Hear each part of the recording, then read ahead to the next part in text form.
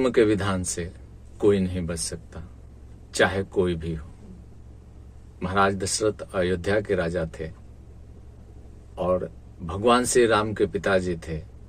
उनके विषय में अगर और महान बात की जाए तो देवासुर संग्राम में जब देवता असुर से हार गए थे युद्ध, तब महाराज दशरथ देवताओं के पक्ष में युद्ध लड़ने गए थे और तब जाकर के देवताओं की विजय प्राप्त हुई थी।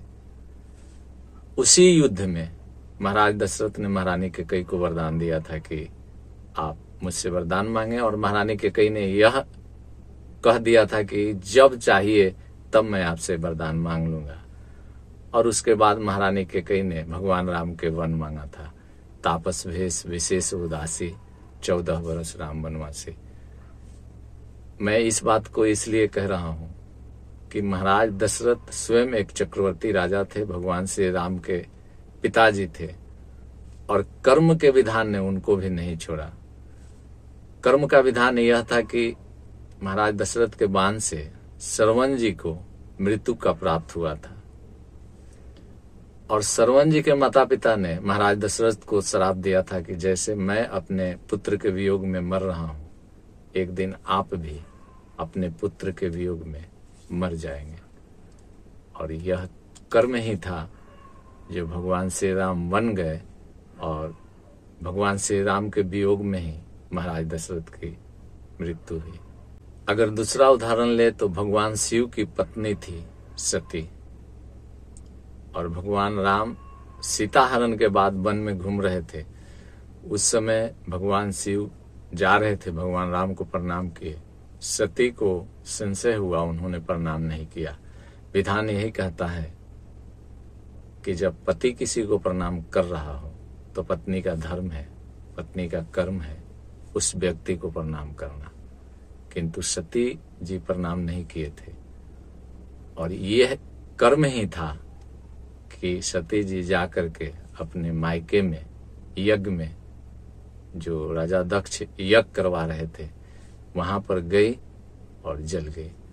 रामायण श्री रामचरितमानस में गोस्वामी तुलसीदास जी इस विषय में लिखे हैं कि 87,000 बरिस सती यह कहती रही कि हे प्रभु, मेरे तन से, मेरे इस तन से छुटकारा दिला दीजिए, क्योंकि भगवान शिव ने इसी कारण से उनको छोड़ दिया था कि सती जी जब राम की परीक्षा लेने गई थी तो सीता जी का रूप धारण कर लिया था।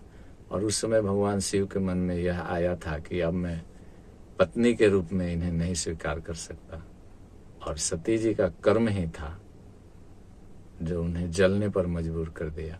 कहने का मतलब है कि कर्म का विधान ऐसा है कि देवताओं को नहीं छोड़ा, स्वयं भगवान शिव हैं, उनके पत्नी को नहीं छोड़ा, तो हम और आप किस खेत के मूल्य हैं? हम और आप जब भी कर्म करते हैं, अच्छा करते हैं तो अच्छा मिलता है, बुरा करते हैं तो बुरा मिलता है।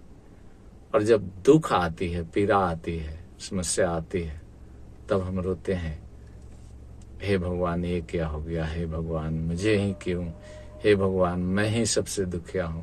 ऐसा कुछ भी नहीं है। जो भी है अपने कर्मों का फल है। कर्म का विधान ही ऐसा है कि आप जो करेंगे वह पाएंगे। मैं आपसे इस वीडियो में यही कहना चाहूंगा कि आप अच्छे कर्म कीजिए। थोड़ी देर के लिए तकलीफ हो तब भी अपने कर्म को मत छोड़िए, अच्छा कर्म कीजिए और कर्म का फल अच्छा ही मिलेगा। इस वीडियो में इतना ही। अगले वीडियो तक मुझे इजाजत दें। जय श्री हरि।